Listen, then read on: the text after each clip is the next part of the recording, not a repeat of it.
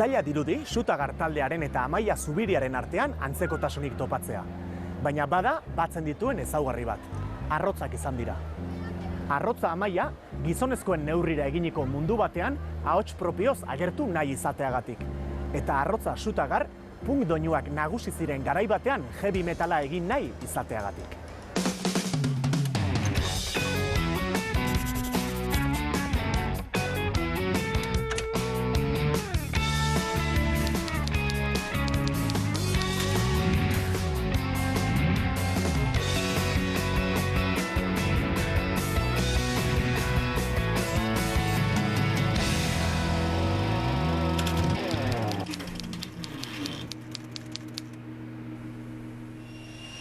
Nik ez diat inoiz esango nire indarra zein den.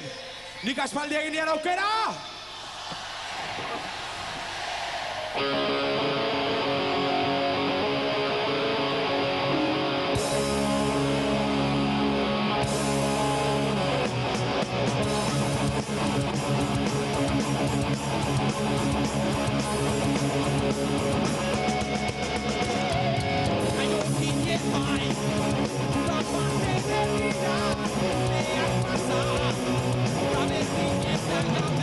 Hard rock estiloan Euskal Herrian inoiz izan den talderik garrantzitsuena. Kontzertuetan harrigarria egiten zitzaidan jentea zelan sartzen zen kontzertuetan eta musika horretan, ez? Eta benetan asko jotzen dute eta ondo jotzen dute. Gitarra jotzen oso onak ziren eta gitarrako jolasoi, eskuekin egiten dituzten jolasoiek, ez? Esango nuke Katukale saioan egin zitzaiola Ibarko taldeari lehendabiziko grabazioa. Artean, lehendabiziko diskoa ere kaleatu gabe zeudela, ez?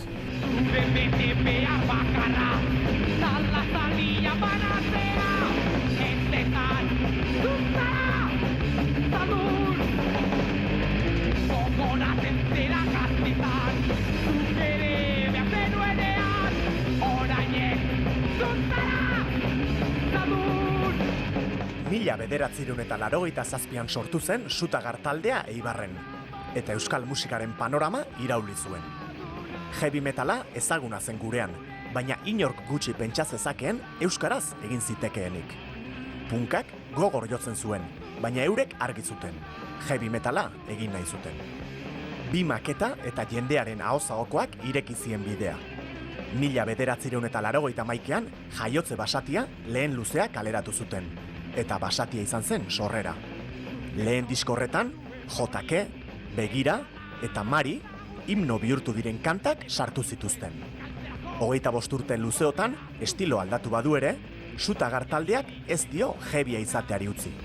2008an, Asier Osorok taldea utzi zuen, eta egun, Igor Diezek jotzen du basua.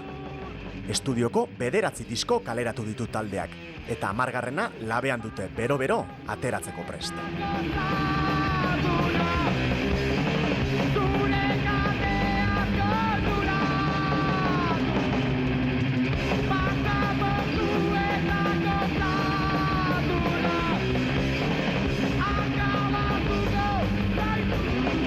Hemen, Eibarko ikastolan ezagutu ziren Aitor Gorosabel, Xabier Bastida, Borja Arriaga eta Asier Osoro Xutagareko taldekideak. Arraroa badirudi ere, euskarazko heavy talde garrantzitsuenaren hastapenetan haurtzaroko garaiak eta istorioak daude. Nekez jakingo zuten Eibarko gazteaiek 25 urte geroago haiei buruz ariko ginenik. Berak solfeo gaztesoan toki baten da ni beste baten. Baina ostiraletan goratzen ez, ostiralarratzaletan jauten gara, azte guztia zea. Lehertuta gutzen ginen, katetzea jota, nor da, etxasantue! Eta korrik aurteze ginen. Etxe bat urtekin zan hori ama, urtekin, Ba, alako, ez. Lehenengo egon ziren uda horretan Aitor eta Xabi ikastolako udalekuetan gitarra espainolekin eta lehenengo abestitzak izango zirenen zatiak eta eure bitxak ateratzen. Eta udalekuetatik bueltan, Eibarrera bueltatzen ginean, Ana Bustu erdian, Eibarre hotezala nahiko basamortu jenderik gabe.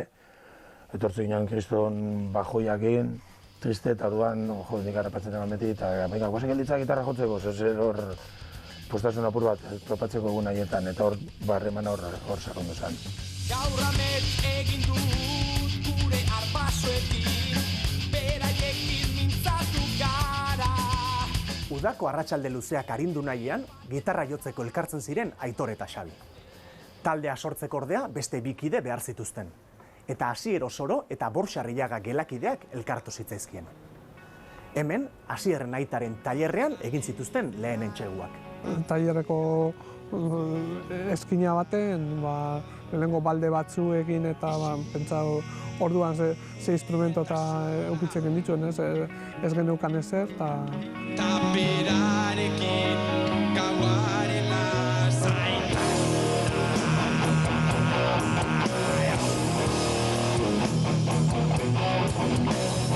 Talde asko bezala, ezer gutxi gabe hasi zen Sutagar. Beste musika taldei instrumentuak eskatzen zizkieten. Eta ez hori bakarrik, gurasoen laguntza ezinbestekoa izan zuten aurrera egiteko.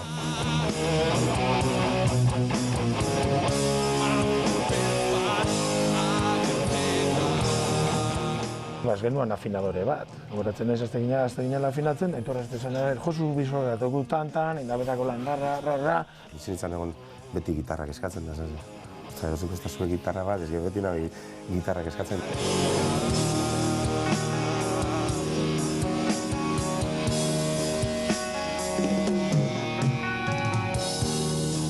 Taldearen izena halabeharrez sortua da. Ondarroan lehen kontzertua eman behar zutela eta, kartelean izenen bat jartzearren asmatu zuten, ia behartuta. Baina nondik atera zuten izena? Ser irratiko rock latza saioa entzuten zuten. Gerora, Euskadi Irratian emango zuten irratsaioa. Eta Su eta Gar atala zuten gustuko. Iron Maiden taldearen kanta sintoniatzat zeukan atala.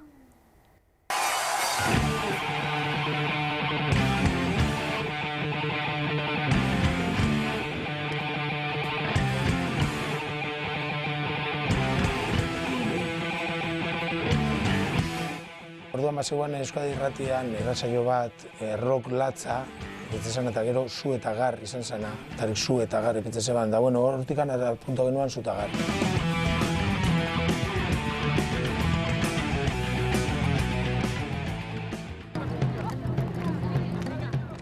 Beti da zaila berrikuntzak egitea. Izan ere, jendearen ez ulertzearekin egiten du topo sarritan pioneroak. Bidetik sastraka kendu eta bidea garbitzea lan zail eta arriskutsua da. Baina Sutagarrekoak ez ziren kikildu, eta heavyaren aldeko apustu irmoa egin zuten.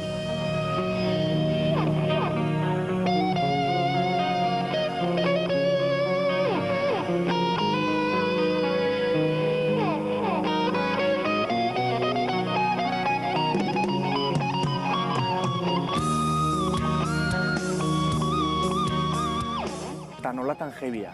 Heavya sinaten ordurako zuek? Hau oso. Hau da, zuta Iker oso. Udarekutako lehen gurtian nintzen punkisa. Eta ia bigarren urterako ia ni transforma nintzen. Aitor eta zitzan nien heavy zen duten, laizter ikusi zen, hau bebaineria da, ez? Osta, niziago nahi soin arte entzuten pezatzen da. Ez? Hau da, neria.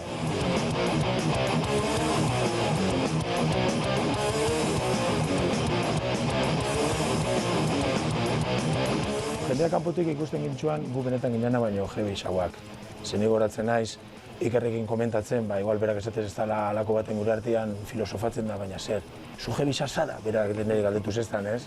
Lako ez, eta ni barrutu imedeznak izan erantzuna, baina porua gorren nintzen, klaro, zaitxik ez da, nik ez da gata inargi berak eta zaitxik ez da, porua tolan ez. Baina kanpotik jende guztiak ikusten gintzuan, ordoiaz bi heavy-zak, ez? Bitxorra, nahiko bitxorra, zan Euskalduna izatea eta heavy izatea zan. Birritan aipatu dute Iker izena, ez alferrik. Iker Rokandio baita hasierako letrak egin zizkien laguna. Heavyak ez ezik, euskaldunak ziren Sutagarrekoak, eta euskaraz egin nahi zuten heavya. Inork gutxi daki ordea, Ikerren hasierako hitzak gaztelaniazkoak ziren. Pasonetzan bat, eta izan zen detraka, izan zen oso argisa, berak ikusi zeban hori, eta gero esan zen, nik ez do nere burua ikusten gaztelaniaz abeste ninolas, ez dut, berak oso argi ikusi, ja letri aurrian zekanean, arek esan zen, ezin dut. Eta esan etzan guztaik ere, igual ez dakitxe sorakeri bat izango da, baina zer egingo zu letra bat egingo zu euskeraz, eta, bueno, bale, Eta noski ziginan ja euskeraz idazten. Eta orduan Aitorreko zorri, eidazuz danak euskeraz eta ez egin esperimento gehiza hori, ez? Gu lehenengo kontzertura joan ginen bildurretan. Nora guiaz gu jebixe eta gainera euskeraz, ez?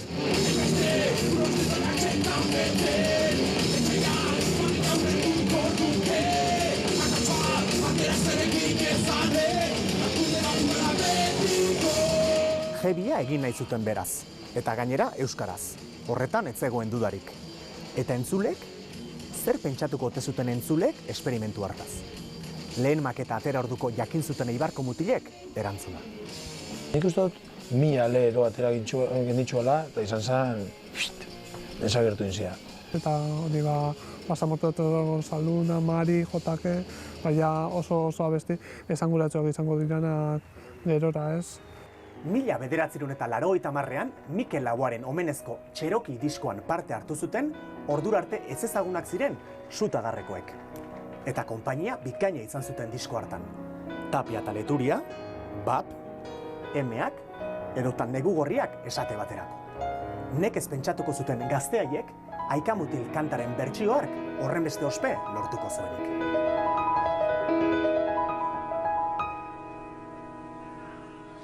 Aikamutil ekiadi argia den miradi baina hauzia argia da uro jarra kanpoan da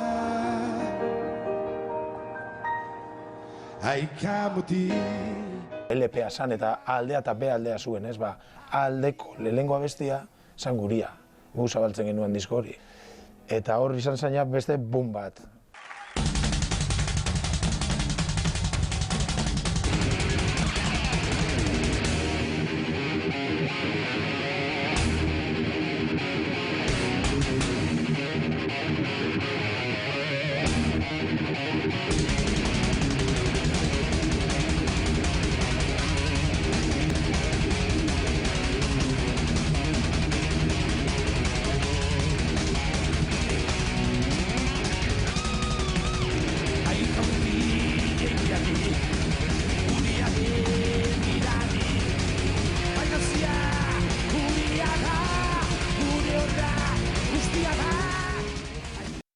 Amaiak ongi zekien zein zen arrakastaren formula.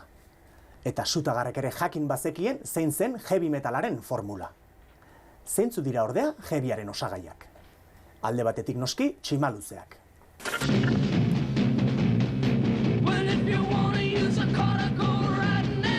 Beste alde batetik ahots altuak.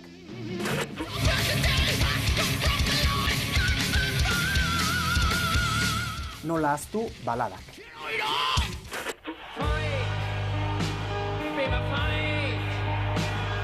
Eta zer esan punteo ikusgarriz.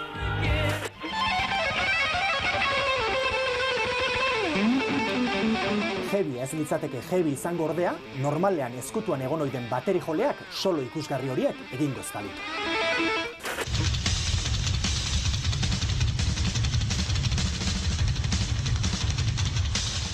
Zu izan zinean Euskal Rockean lehenengo bateri jole izarra.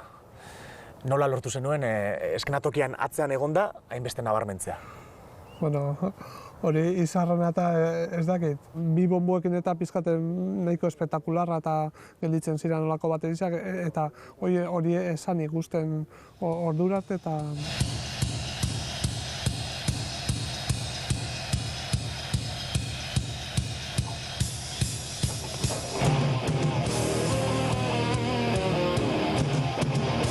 Bazara kantu oso indartzuekin, igual baterisa esplotaren dik, ez? Bortxeakin berdin zan, ipini megaleno Aikamutil, gero Mari, gero Amaren berdin jakon. Joten zitsuan berotu barik, jartze zan, eta zer, topera pasaba.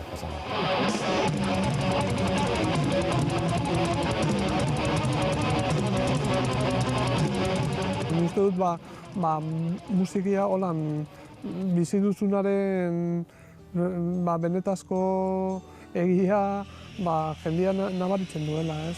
Keston katxarroak bi bombo, lau timbal eta egurra ematen, Ba, posik pitzezan tente eta venga, eta eman, ez?